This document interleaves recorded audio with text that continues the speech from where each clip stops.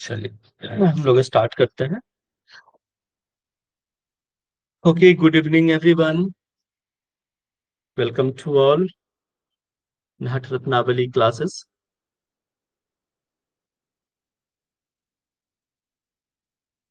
Today we will start third उपदेश। Third उपदेश हमने कल स्टार्ट कर दिया था ना। आज हम आसन भी कल हमने देखा था, उसके कई प्रकार आसन देखे थे हमने कि अ, जैसे मयूरासन के 6 प्रकार, कुक्कुट आसन के 5 प्रकार, पद्मासन के 4 प्रकार, और फिर कुर्मासन के पश्चिमोत्तानासन, मत्स्येंद्रासन, इन सब के हमने प्रकार देखे थे। ओके, सो जी सर। आज हम सिद्धासन देखेंगे। एक बार सब लोग बता दीजिएगा, स्क्रीन प्रेजेंट हो रहा है क्या?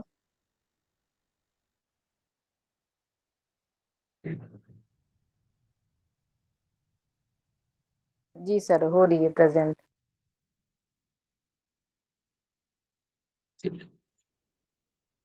आज हम सिद्धासन देखेंगे। यहाँ तक हमने देख लिया है। आप लोगों ने, उम्मीद है आप लोगों ने अच्छे से पढ़ा होगा जो हमने कल पढ़ाया है। तो महत्वपूर्ण थे जितने भी हमने प्रकार देखे। सारे आसन का नाम याद करने की आवश्यकता नहीं है ना। कुछ आसन है बस वो जिनके प्रकार हमने बताया था। जैसे मयूरासन के हमने बताया था, कुक्कुट आसन का, कुर्मासन का, पद्मासन, मत्स्य पश्चिमोत्तानासन।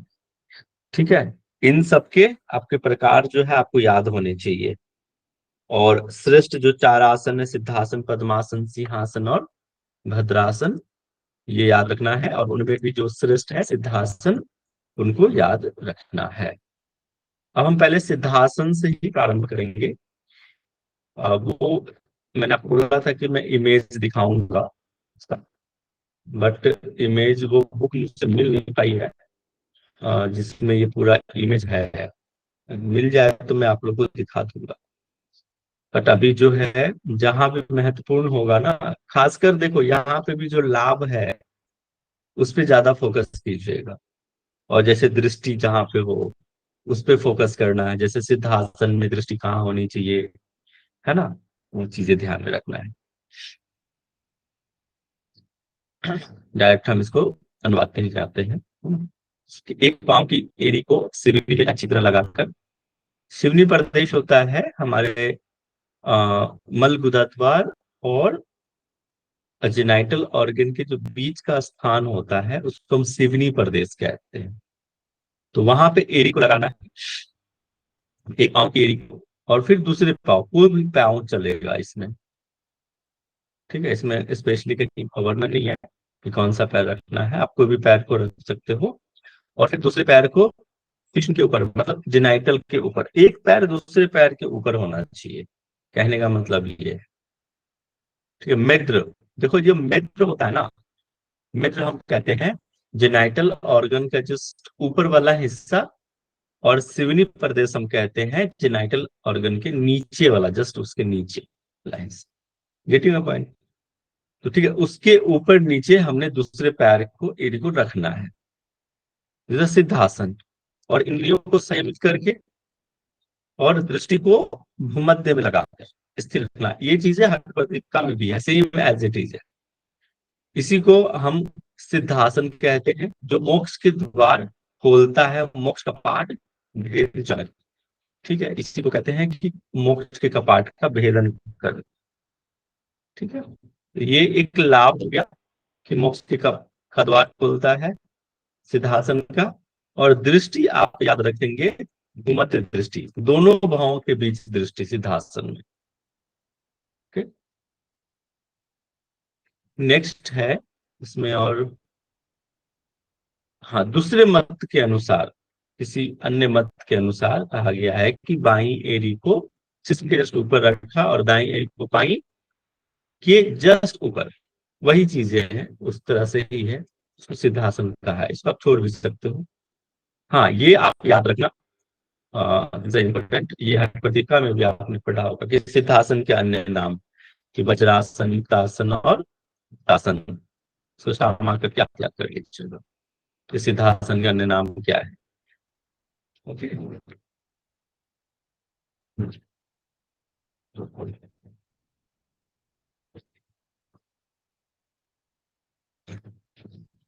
एक।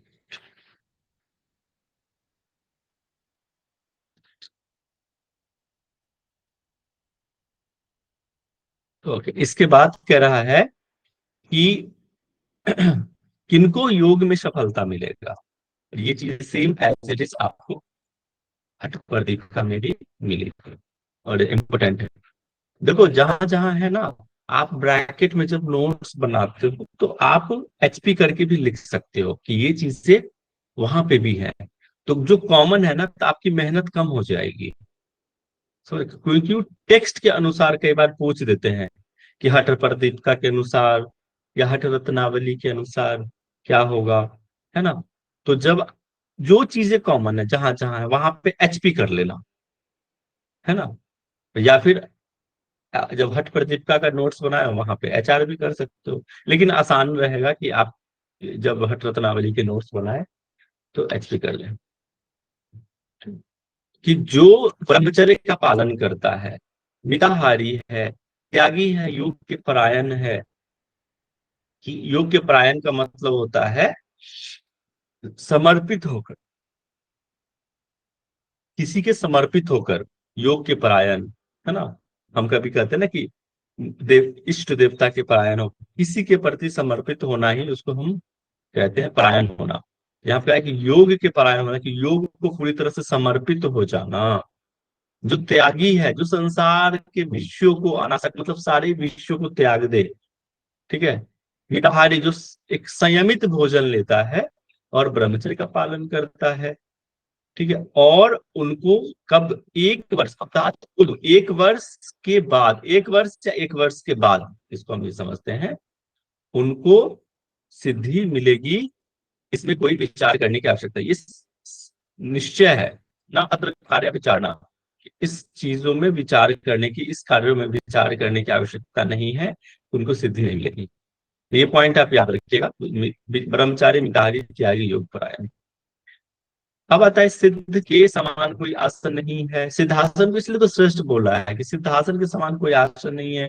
केवल कोई, केवल के समान कोई कुंभक नहीं। अच्छा हाँ, ये बताया है कि आसनों में, ये चीजें हठ प्रदीपिका में भी आपने देखी थी, सेम एज इट इज, कि आसनों में श्रेष्ठ सिद्धासन, कुंभकों में श्रेष्ठ केवल कुंभक, मुद्रा में श्रेष्ठ खिचड़ी मुद्रा, और नाद के समान कोई लय नहीं है, नास रदिशो लय। ओके, ये भी आप याद कर लेंगे। ये भी आपको हठ हठ प्रदीपिका में था एज इट इज सेम। अब आता है भद्रासन। सिद्धासन सबको समझ में आया, क्लियर है ना। ठीक। जी सर, क्लियर है। और आवाज क्लियर है, ऐसा ब्रेक तो नहीं हो रहा आप लोगों को। नहीं सर, बिल्कुल क्लियर है।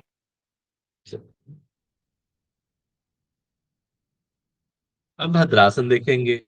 भद्रासन में क्या होता है कि दोनों एड़ियों को अंडकोश के नीचे शिवनी के पास में रखे, जैसे बटरफ्लाई करते हैं ऐसे। ये एड़ी है। तो जो हमारे जेनाइटल ऑर्गन है, जस्ट उसके नीचे सिवनी प्रदेश के दाई और बाई पार्श्व पादों, तो दिखा हुआ पार्श्व मतलब होता है बगल में, दोनों पैरों को पानी ध्यान देकर हाथों से बांधना, पकड़, टोज को पकड़ना है ना। बटरफ्लाई पोज में, बटरफ्लाई में हम नीज को अप एंड डाउन करते हैं, या फिर बद्ध कोणासन भी इसको हम कहते हैं, उसमें रहना है। और वृष्ण शिवन्या पार्श्व मतलब अपने शिवनी के जस्ट अगल बगल में दोनों गुल्फ को, एरियो को रखना है। पैर को अच्छे से पकड़ के स्थिर रखें, इसी को हम क्या कहते हैं, भद्रासन कहते हैं। और सारे ही व्याधियों को नाश करने वाला है, सर्व व्याधि विनाश, विनाशनम, सारे व्याधियों का विनाश करने वाला है। ठीक है, ये न होगा, ये थोड़ा सा मिस्टेक। ये बस इतना ही है इसके बारे में, भद्रासन के बारे में। ये भी आप याद कर लीजिएगा कि सारे व्याधियों को नाश करता है।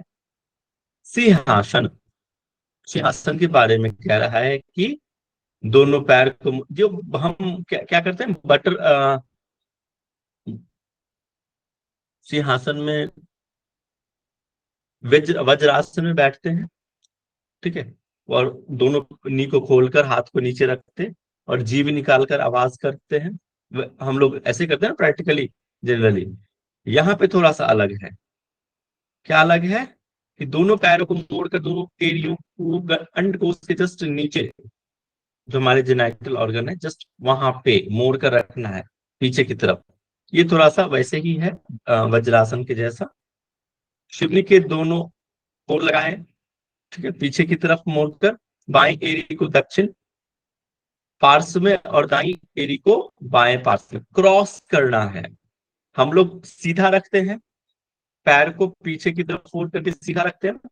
यहाँ पे क्या करना है, जब पीछे ले जाएंगे तो क्रॉस करना है इस तरह से पीछे पैर को, ठीक है, समझिए इस तरह से। तो क्रॉस किया इस तरह से, बाहर पंजे और एक एंकल दूसरे एंकल के जस्ट ऊपर, और दोनों हथेलियों को दोनों घुटने के ऊपर रखना है, ऐसे इस तरह से करना है।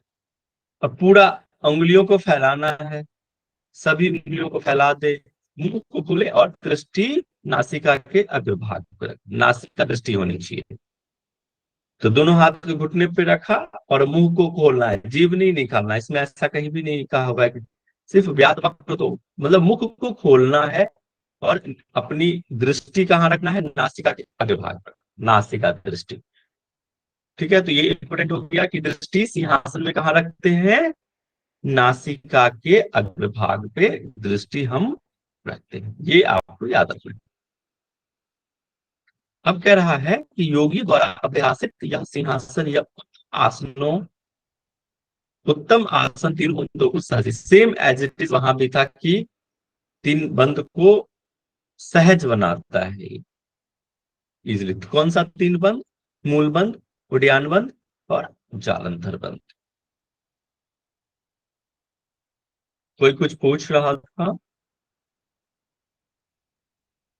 ठीक है। अब आता है पद्मासन पे।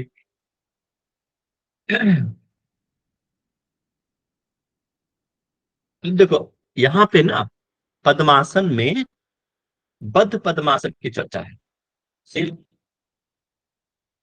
बद्ध पद्मासन कहा गया यहाँ पे। देखो क्या है कि बायों बामो उरु, उरु मतलब होता है जंघा, बाएं पैर के जंघा पे दक्षिण चढ़ दाएं पैर को रखना, स्थापित करना है, और बामों तथा और बाएं पैर को आ, और बाएं पैर को दाएं जंघा पे रखना है, क्रॉस करना है, जैसे हम पद्मासन लगाते हैं वैसे ही। या हम लोग पूरी परी है ना, और दूसरे पैर को उसके बाएं पैर पे, और पश्चिमी, और हाथ को पीछे की तरफ ले जाना है। देखो पश्चिमी विधिना धृत्वा कराभ्याम, दोनों हाथ को पीछे ले जाकर दाएं हाथ से बाएं टोस को और बाएं हाथ से दाएं टोस को और दाएं हाथ से बाएं टोस को पकड़ना है, बंध लगाना है पीछे से। अंगुष्ठ और हृदय निधाय चिपकम, अब पकड़ लिया, अंगूठे को पकड़ लिया, और फिर क्या करना है, हृदय निधाय चिपकम, जो चिन्ह है जालंधर बंध लगाना है, हृदय प्रदेश पे ले जाना चिन्ह को। जालंधर बंद पद्मासन में, जालंधर बंद ये भी इम्पोर्टेंट है, ये ध्यान में रखना है। और क्या है, दृष्टि कहाँ होनी चाहिए, नासिका के अग्रभाग पे, नासिकाग्र मालोक, मतलब नासिका के अग्रभाग पे दृष्टि होनी चाहिए। लाभ क्या बता दिया, व्याधि विनाशकारी, सारे व्याधियों को नाश करने वाला, इसी को हम क्या कहते हैं, पद्मासन कहते हैं। समझ गए। जी सर। तथा ततच याज्ञवल्क्य, अब याज्ञवल्क्य ऋषि हुए हैं, उनके अनुसार कह रहा है कि दोनों पैर को मोड़कर दोनों जंघाओं पे रखे, दोनों हाथों को कमर के पीछे ले जाते हुए दोनों पैर के अंगूठे को पकड़े, यह पद्मासन है। यह सब सभी द्वारा पूजित है, सेम एज इट इज पहले, लेकिन इसमें जालंधर बंद था, दृष्टि थी, यहाँ पे ऐसा कुछ नहीं है, नॉर्मल है। दत्तात्रेय के अनुसार, देखो दत्तात्रेय के अनुसार क्या कहा है, दत्तात्रेय बताया था ना विष्णु के परम भक्त हैं,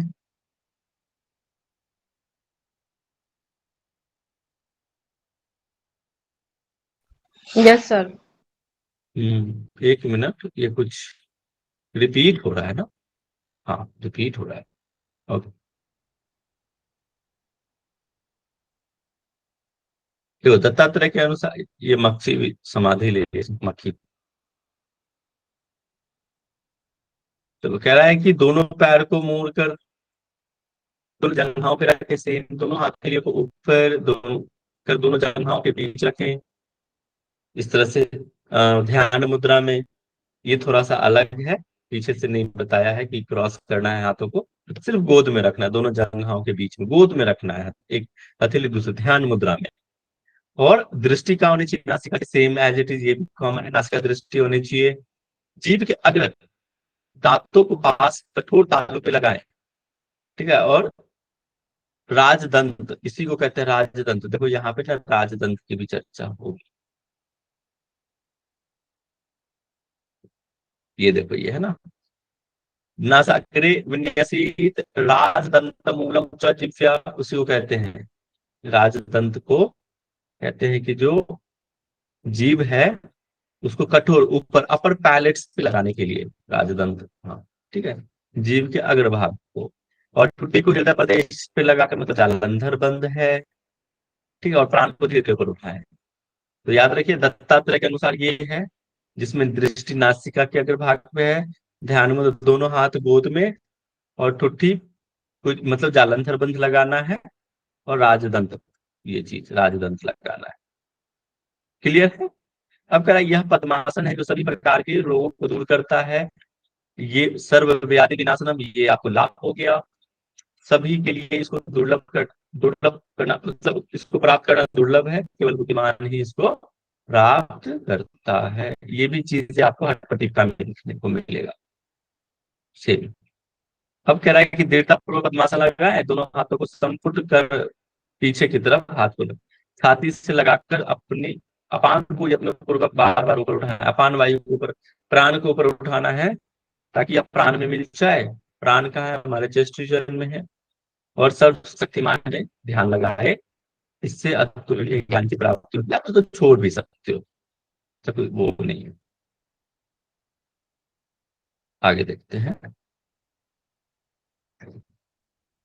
जहां हिट होगा मैं वही कह दूंगा कि हाँ, ये ध्यान रख। पद्मासन में बैठ कर एक योगी को दोनों नासिकाओं पूरा करके कुंभक लगाना चाहिए, मोक्ष की प्राप्ति होती है, इसमें कुछ संदेश नहीं है। ये लाभ हो गया, मोक्ष की प्राप्ति होना। अत मयूरासन, ये ध्यान में रखिए। ये क्लियर है? पद्मासन सबको क्लियर है? फिर हम आगे बढ़ेंगे। Yes sir. वही। जी सर, क्लियर है। हाँ, दोनों हथेलियों को भूमि पर अच्छी तरह स्थापित करें, नॉर्मल करते ना। ये कहीं महिलाओं के लिए वैसे ये नहीं करना चाहिए जनरली, ठीक है, महिलाओं के लिए वर्जित है कि अवॉइड करना चाहिए महिलाओं। और विशेषकर कई जगह पे इसको देखने को मिलता है कि महिलाओं को नहीं करना चाहिए मयूरासन का अभ्यास। दोनों हथेलियों को भूमि पर अच्छी तरह स्थापित करें, दोनों कोहनियों को नाभि के जस्ट बगल में, कभी भी नाभि पे नहीं रखना चाहिए, नाभि के बगल में अपने कोहनी को लगाना है, और दंड के समान शरीर को ऊपर उठाए। इसी को मयूर कहते हैं, मयूरासन कहते हैं।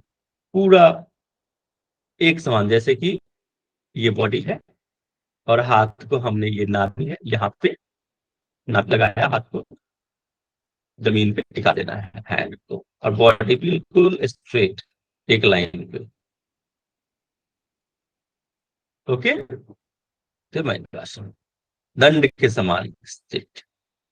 अब देखो, ये चीजें भी आपको हठ प्रदीप का में भी देखने को मिलेगा। हर सकल रोग न सुगुम गुल्म उदय, ये लाभ बता दिया है कि मयूरासन के अभ्यास से क्या होगा, किसी भी समस्त रोगों का नाश होगा। इसके अभ्यास से गुल्म रोग, उदर आदि रोग दूर होते हैं। शरीर की जठराग्नि प्रदीप्त होगी, जठराग्नि प्रदीप्त होगी, और विष अधिक भोजन और विषाक्त पदार्थ भी बच जाएगा, है ना। बासी जो भोजन करते हैं, विषाक्त भोजन हो, वो भी डाइजेस्ट हो जाएगा। ये लाभ हो गया।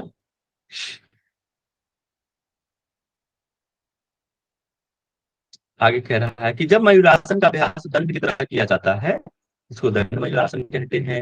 जब देखो अब ये वैरायटी आप समझिए आगे। एक तो दंड मयूरासन का हमने प्रकार बताया था ना। मयूरासन के कितने प्रकार बताए थे, बताइए। 6 बताए थे। 6 बताए थे, बहुत बढ़िया। तो 6 प्रकार हमने मयूरासन बताया, उसमें से एक है दंड मयूरासन, मतलब अभी देखा।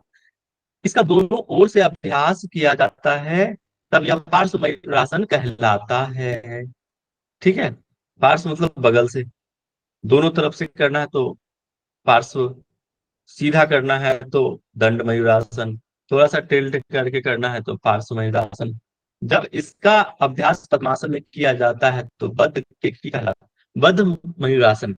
आपने देखा होगा पैर को पीछे गया है और यहाँ क्रॉस लगा कर, ठीक है, पीछे पद्मासन लगाना है पैर को, उसी को कहते हैं ये बद्ध पद्मासन मयूरासन। पद, सर पद्म पद्मासन में मयूरासन। मयूर आसन।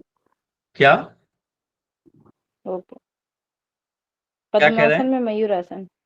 हाँ, पद्मासन और मयूरासन। पद्मासन में मयूर आसन लगाने के बाद बताना। हाँ जी, हाँ ओके। जी। इसका आता है पिंड मयूरासन।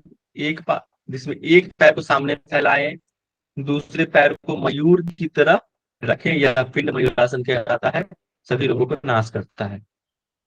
एक पैर को सामने फैलाएं, दूसरे पैर को मयूर की तरह रखें, तो एक पैर सामने और एक तरफ पीछे की तरफ जाएगा, ऐसे।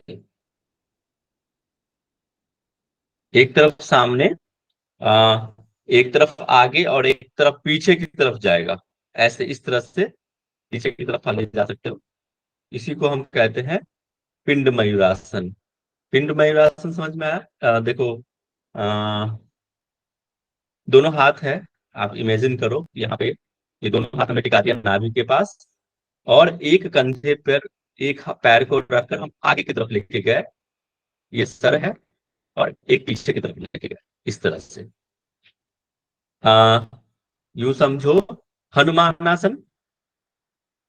हनुमानासन क्या, पैर को 180 डिग्री करते हैं ना, बस वैसे ही है ये, 180 डिग्री। क्लियर है? जी सर। क्लियर है सबको? ठीक है। अब एक पाद मयूरासन। Yes sir. एक पैर को बाहर फैलाएं और दूसरे पैर को गर्दन के ऊपर रखें, ये एक पाद मयूरासन। आप देखो गर्दन के ऊपर रखना है, तो इसमें क्या कह रहा है, एक पैर को फैलाना है तो एक पैर को पीछे लेके गए, और एक पैर, ये जैसे नाभि है यहाँ, ये सर है, एक पैर यहाँ, और दूसरे पैर को गर्दन के पीछे यहाँ पे, ये दूसरा पैर को पीछे ले जाकर यहाँ पे रोक करना है, इस तरह से। ये टफ है, एडवांस है ये आसन। एक पाद मयूरासन हो गया, एक पैर पीछे गया और एक पैर पीछे मोड़ कर गर्दन पे टिका दिया। जैसे आप गर्भासन करते हो ना, गर्भासन या पिंडासन करते हैं, कैसे करते हैं, दोनों पैर को पीछे की तरफ ले जाते हैं, ठीक है, वैसे ही एक पैर को ले जाना है पीछे, दोनों हाथ नीचे, एक पैर पीछे की तरफ। ठीक है, जो एडवांस आसन लगाते हैं वो ये कर पाएंगे। क्लियर है मयूरासन ये प्रकार? आगे देखते हैं भैरवासन। दोनों टिकड़ों को मिलाकर ऊपर उठाएं और दोनों हाथों को फैलाकर घुटने पर रखें, यह भैरवासन है। दोनों टखना को फैलाएं, मिलाकर ऊपर उठाएं। अच्छा, इसको कौन एक्सप्लेन करेगा, भैरवासन को? प्रियंका कुटनाला जी, एक्सप्लेन करो, कैसे होगा ये? Yes sir. दोनों तो फैलाकर घुटने पर रखें। बताइए बताइए, टखना क्या होता है? एड़ी। एड़ी। हाँ, तो दोनों एड़ी को मिलाना है, ऊपर उठाना है, दोनों हाथों को फैलाकर घुटने पे रखना है। सोचिए। सर टकना तो एंकल है। हाँ, सर उत्कट आसन टाइप से है क्या ना, ये उत्कट आसन जैसा? पंजे उठा के टखने में कट लाना है और हाथों को घुटनों पे रखना है। नहीं, नहीं, वैसा नहीं है। देखो, एक बात तो ये सर है कि उचित पश्चिमोत्तानासन। हाँ, जो पदोत्तानासन, इसमें क्या बोलते हैं सर, उचित 30 डिग्री सर इस तरह से घुटने वाला शल्भासन है करते क्या? हैं। क्या? नहीं नहीं, कुछ नहीं सर। शलभासन नौ कैसे होगा? नौकासन आ शलभासन जाएगा सर। नहीं होगा।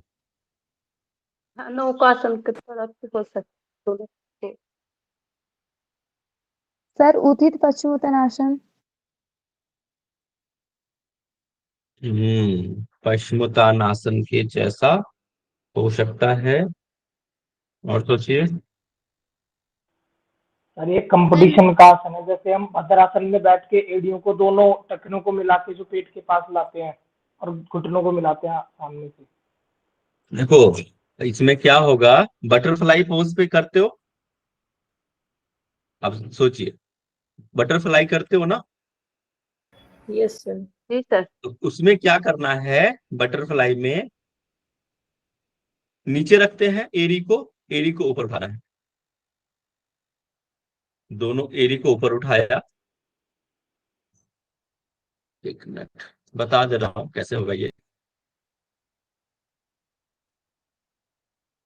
भैरवासन होगा।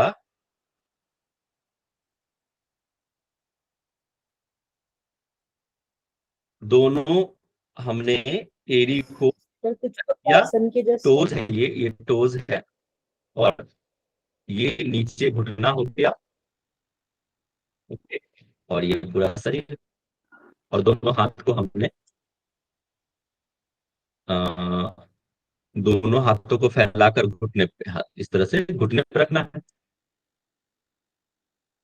समझ में आया? ये देखो, क्लियर हुआ?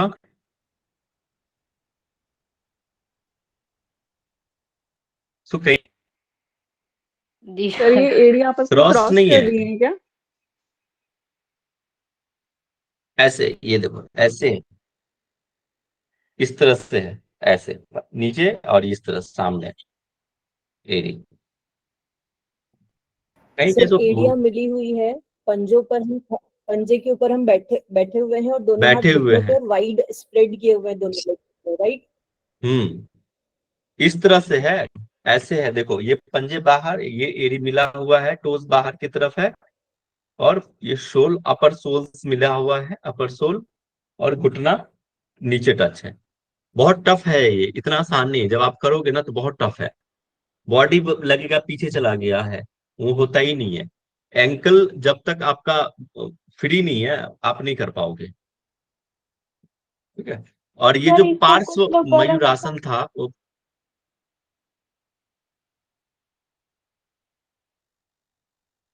लास्ट में डिस्कस कर लेंगे इसको। और जो पार्श्व मयूरासन था, वो थोड़ा सा अलग है, वो मैं फिर से बता दूं, मुझे याद आ गया।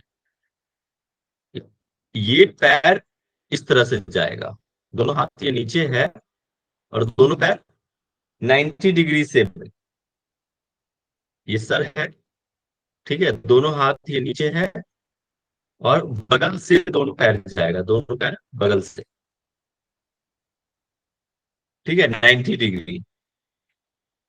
क्लियर हुआ? ये पार्श्व मयूरासन इसको कहते हैं, कि पार्श्व बगल में दोनों पैर। क्लियर हुआ?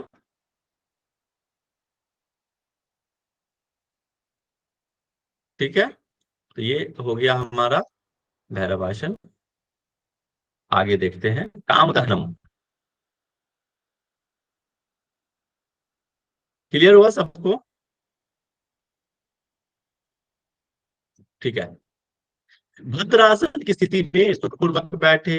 अभी जो भद्रासन हमने आपको थोड़ी देर पहले बताया, बटरफ्लाई पोज में, ठीक है, बद्ध कोणासन में, और पाय, पैर की उंगली को पीछे मोड़ना, बस। अंतर क्या है कि इसमें बटरफ्लाई पैर के टोज जो है आगे की तरफ रहेगा, इसमें जस्ट उल्टा हो जाएगा। ये सारे एडवांस आसन है, पीछे की तरफ टोज हो जाएगा बस, पैर की उंगलियां पीछे हो जाएगी। बाकी भद्रासन की स्थिति है। ये क्या था? काम दहनम। अब आता है 50 नंबर पानी पात्रासन, कि दोनों टखनों को मिलाकर, टखना मतलब एरी को मिलाकर नाभि में लगाना है और दोनों हाथों को जोड़े मटके की तरह, यही है पानी पात्रासन। और बताइए कैसे करेंगे इसको?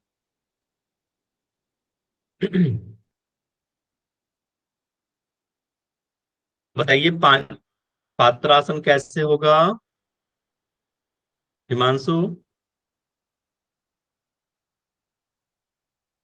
जी सर। कैसे करेंगे? इसमें भैरवासन की तरह ही लग रहा है सर ये, बस इसमें जो टखने हैं वो नाभि में लगाने हैं और नमस्कार की मुद्रा है। और जो टो है ना ऊपर के तरफ रहते हैं। हम्म,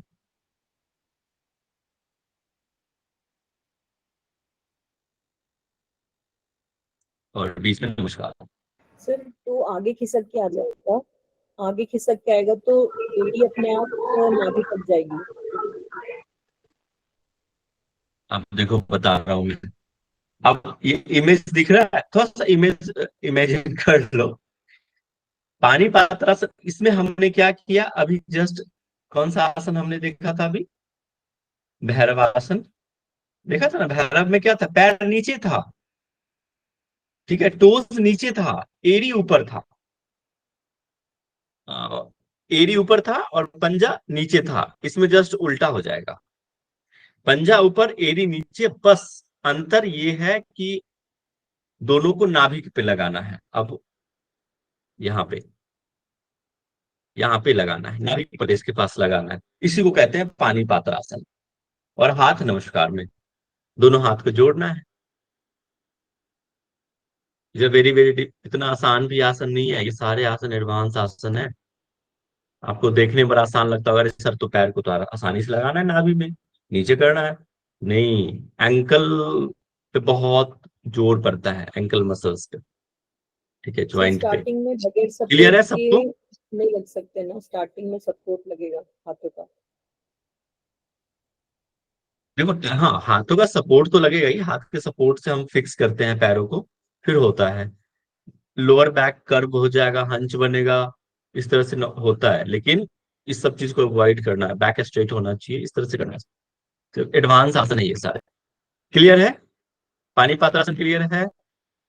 भैरवासन, काम सर ये दहन आसन। ऐसे हाँ, इनके डायग्राम मिल सकते हैं क्या कहीं से? सर डिफिकल्टी हो रही है समझने में, सब एक जैसे मैं से लग शेयर रहे कर हैं। दूंगा, शेयर कर दूंगा, ठीक है सर। I will share. इसमें शायद नहीं है इमेज, अब मैं शेयर कर दूंगा आपको, डोंट वरी। ठीक है, तो 50 तक क्लियर हो गया सबको? किसी को कोई पूछना है?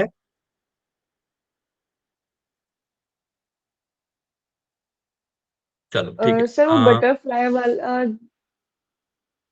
सर इस बुक में वो है भैरव ये आसन, भैरव आसन है। आपके सर पास अगर भैरव बुक हो तो है, भैरव आसन है बुक में। हाँ बुक में है भैरव आसन, लिख लीजिएगा एक बार। लास्ट भैरव आसन जस्ट ये है कि हमने एरी को ऊपर उठाया, पंजे नीचे सेट किया और दोनों हाथ घुटने पे रखना है, बस।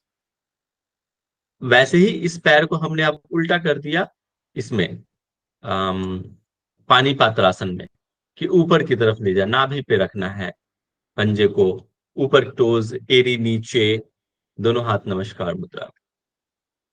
ठीक है, हम कल धनुरासन 51 कर लेते हैं लास्ट, कि धनुरासन क्या है? दोनों पैरों के अंगूठों को पकड़ना है, पेट के बल लेट जाइए, दोनों पैर के अंगूठों को हाथों से पकड़े, इसे खींचे और कानों तक लेकर जाएं।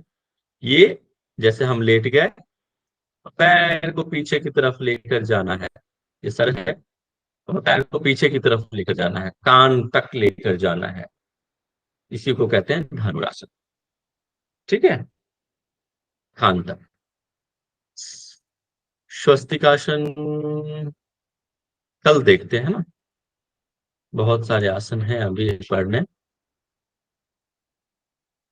तो 51 तक क्लियर है? नाम भी थोड़े थोड़े डिफरेंट रहते हैं ना अलग अलग स्कूल्स में, तो वो उसकी वजह से भी कंफ्यूजन क्रिएट हो जाता है। क्या कह रहे हैं जिया जी? सिर्फ नाम भी थोड़े से चेंज हो जाते हैं ना आसनों के, जैसे हाँ, भैरव आसन नाम जो भी अलग अलग है। change हुआ है, उसको हम उत्कट आसन कहते हैं। बस आपकी नीज जो है वो पैरेलल रहते हैं, ओपन नहीं होके, तो उसको हम उत्कट आसन के जैसा करते हैं सिर्फ। उत्कट आसन उत्कट कहते हैं। आसन ना, आप जया जी, उत्कट आसन खड़े होकर भी होता है, ठीक है, खड़े होकर। हाँ जी सर। यहाँ पे वैसा नहीं है, बैठ के ही। ठीक है, तो मैं आप लोगों से कुछ प्रश्न पूछ लेता हूँ, अगर कुछ आपके प्रश्न है तो पूछ लीजिए, अन्यथा मैं पूछूंगा।